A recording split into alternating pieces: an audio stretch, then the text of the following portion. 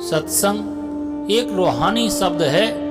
सत्संग का अर्थ होता है सत्य का संग, अर्थात ऐसे संतों का संग या साथ जिन्होंने स्वयं को पहचान लिया है या जिन्हें आत्मज्ञान हो चुका है।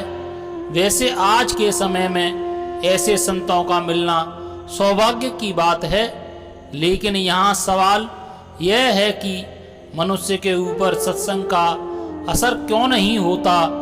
यह सवाल सत्य ही है, क्योंकि मैंने भी बहुत से ऐसे लोगों को देखा है जो किसी न किसी सत्संग से जुड़े हुए हैं, पर उनमें, उनके जीवन में, उनके रहन सहन में और उनकी वाणी में कोई बदलाव नहीं है। मनुष्य के ऊपर सत्संग का असर क्यों नहीं होता? मेरी समझ से इसके मुख्य दो कारण हो सकते हैं। पहला मनुष्य स्वयं और दूसरा गुरु। यदि गुरु स्वयं सक्षम नहीं है, आत्मज्ञानी नहीं है, केवल साधुता का चोला ओढ़े हुए है, तो ऐसे गुरु के वचनों का भी अपने शिष्यों के ऊपर कोई प्रभाव नहीं पड़ता। दूसरा, हम स्वयं इसके जिम्मेवार हैं। कबीर साहब कहते भी हैं कि गुरु बेचारा क्या करे जो चेला खोटा होए। जैसे एक घड़े में आप जल डालें, पर यदि उस घड़े में छेद हो तो क्या जल उस घड़े में ठहरेगा? नहीं ठहरेगा।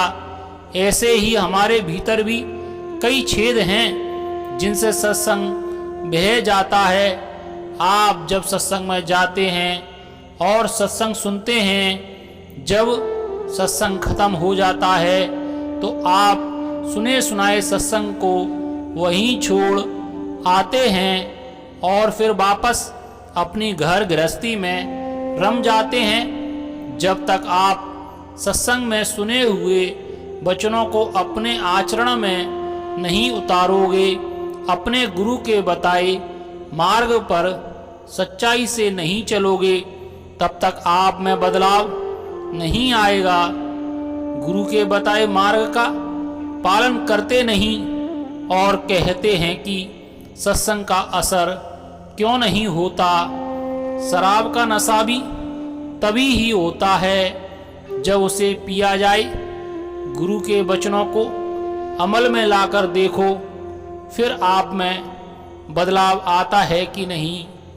सत्संग तो वो पारस है, जिसको छू गया वह स्वयं भी पारस हो जाएगा। साहिब बंदगी।